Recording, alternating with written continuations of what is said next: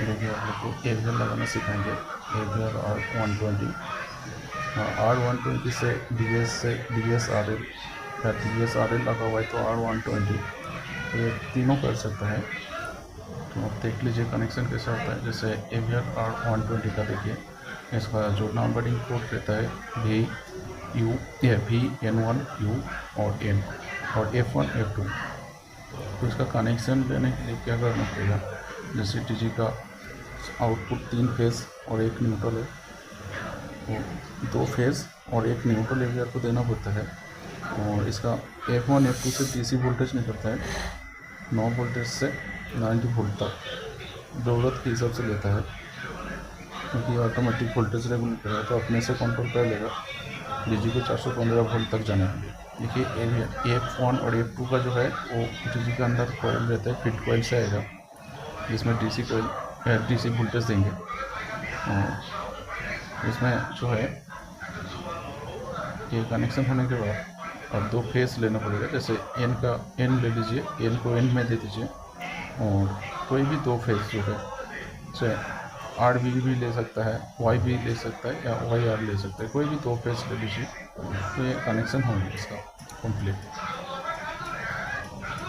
और फिर दूसरा जो है वो भी दिखाता हूँ। दूसरा वाला देखिए R122 DSRL, या फिर इसको सिंगल फेस में भी यूज़ करता है।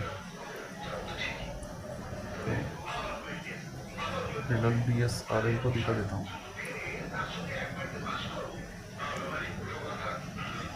देखिए DSRL का जो है इसका कनेक्टर ज़्यादा रहता है, लेकिन हमको उतना कनेक्टर का ज़रूरत नहीं पड़ता है। 1 से 11 तक कनेक्टर रहता है टोटल, उतना कनेक्टर ज़रूरत नहीं होता है। हमको इसमें 6 ही कनेक्टर का ज़रूरत पड़ता है।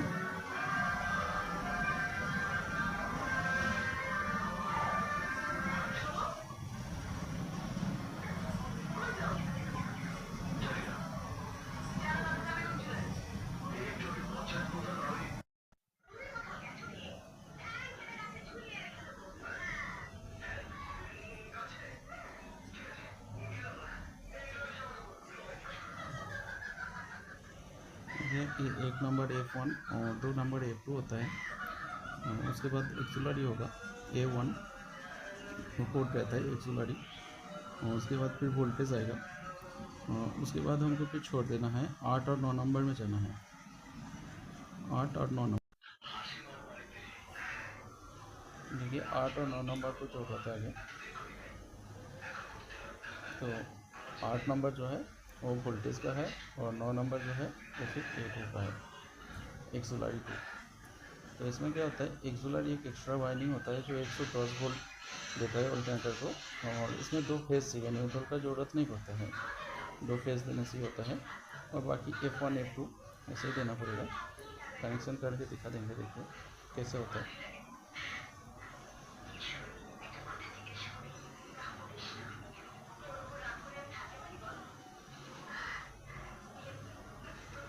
देखिए F1 F2 जैसे पिछले दिखाया R120 का, सेम ऐसे फिल कॉइल उसका भी है, या फिल कॉइल का तार दोनों को F1 F2 में दे देना है।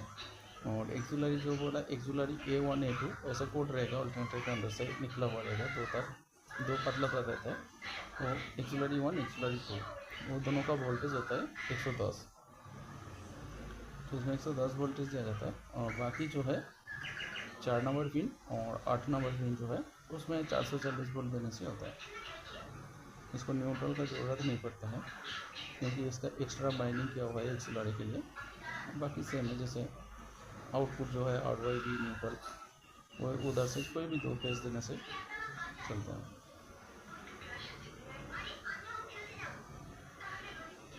चाहे आर दे दीजिए, आर वाई आर वी कुछ भी दे सकते हैं, कोई भी 2 फेज 415 वोल्टेज होना चाहिए, क्योंकि यही मेजर करता है इसका जो कितना वोल्टेज दे रहा है, कितना लोड आ रहा है, ये देखने के लिए ही है। आगे DSLR को, अगर DSLR है आपके पास और एक्सिलरी बाइंडिंग भी नहीं है अल्टरनेटर में, तो कोई इसको भी यूज़ कर सकता है। जैसे F1 F2 जो फील्ड कॉइल का है वो दे दीजिए, और आपको जो एक्सिलरी की जाएगा में जो है एक्सिलरी वन में आपको न्यूट्रल देना पड़ता है और एक्सिलरी टू में कुछ देने का ज़रूरत नहीं है। एक्सिलरी वन में न्यूट्रल दे देने से ही होगा। और बाकी जैसा है 2 फेस 4 नंबर और 8 नंबर में दोनों में 2 फेस दे दीजिए, चलेगा। मतलब ये कुछ R120 के जैसे काम करते हैं, लेकिन कनेक्शन थोड़ा सा अलग है इसका। एक्सिलरी टू में कुछ भी देने का ज़रूरत नहीं है। एक्सिलरी टू दे अगर कोई पावर देने से वो फिर शॉर्ट सर्किट हो गया, एपीआर खराब हो जाएगा आपको, या फिर अदर्स कुछ नुकसान पहुँच सकता है। तो ये 4 नंबर और 8 नंबर में 2 फेस देना है और जो 3 नंबर इसका कनेक्टर है उसमें न्यूट्रल देना है जो एक्सिलरी वन का है। तो ये भी R120 जैसे काम करेगा। अगर एक्सिलरी जैसे बहुत सारा अल्टरनेटर का होता है, काम करते करते एक्सिलरी बाइंडिंग जल जाता है, एक्सिलरी बाइंडिंग जलने से तो और ये DSRL तो नहीं लगा पाएंगे, तो अल्टरनेटर फिर रिवाइंड करना पड़ता है। नहीं तो इससे ऐसा काम कर सकता है, कोई प्रॉब्लम नहीं होगा इससे, बहुत अच्छा से काम करता है। और AVR R120 सिंगल फेज में कैसे लगाया जाता है वो भी दिखा देंगे।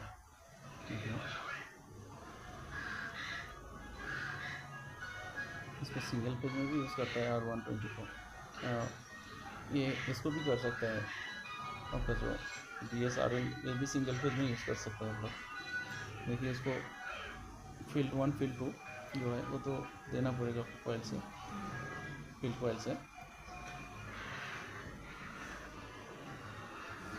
और बाकी जैसा है 2 फेज और उसका N1 N2 ये दोनों को आपस में मिला देना है। N1 N2 को लूप करके एक वायर से ऐसे लूप करके मिला देना है। और एक फेज, यहाँ तो 2 फेज नहीं मिलता है, कोई भी एक फेज देना पड़ता है। भी में पावर देने की ज़रूरत नहीं है, भी में फेज देना है, ये भी में पावर देने की ज़रूरत नहीं, भी में एक फेज देना है और दोनों न्यूट्रल जो आपस में मिलाया है उसमें न्यूट्रल देना है। तो ये सिंगल फेज में भी काम करता है, क्योंकि सिंगल फेज के लिए अलग से एवियर नहीं आता, यही एवियर है R120 को यूज़ किया जाता है सिंगल फेज में भी। ये तो फील्ड कॉइल का हो गया। आगे हम लोग प्रैक्टिकल करके देखेंगे। देखिए चैनल को लाइक सब्सक्राइब कर दीजिए, अच्छा लगा तो। हमने साइड पे जाके इसको कनेक्शन करके दिखाएंगे। इसको स्क्रीनशॉट मार के भी डाल सकता है, जो काम आएगा। एक एक करके स्क्रीनशॉट मार दीजिए, स्क्रीनशॉट मार के रख लीजिएगा। और आगे अल्टरनेटर में जाके हम लोग एक लगा के भी दिखाएंगे कैसे लगाया जाता है।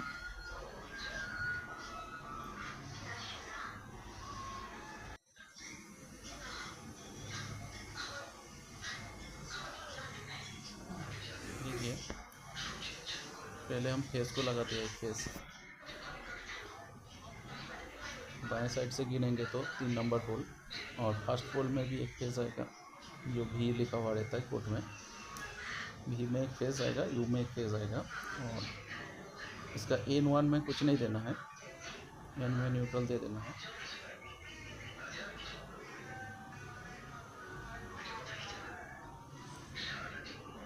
N में खाली न्यूट्रल देना है।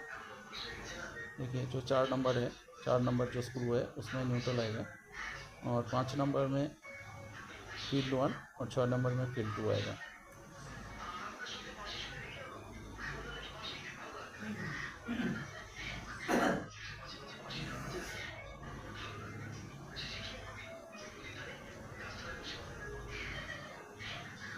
देखिए 5 नंबर में फील्ड 1 है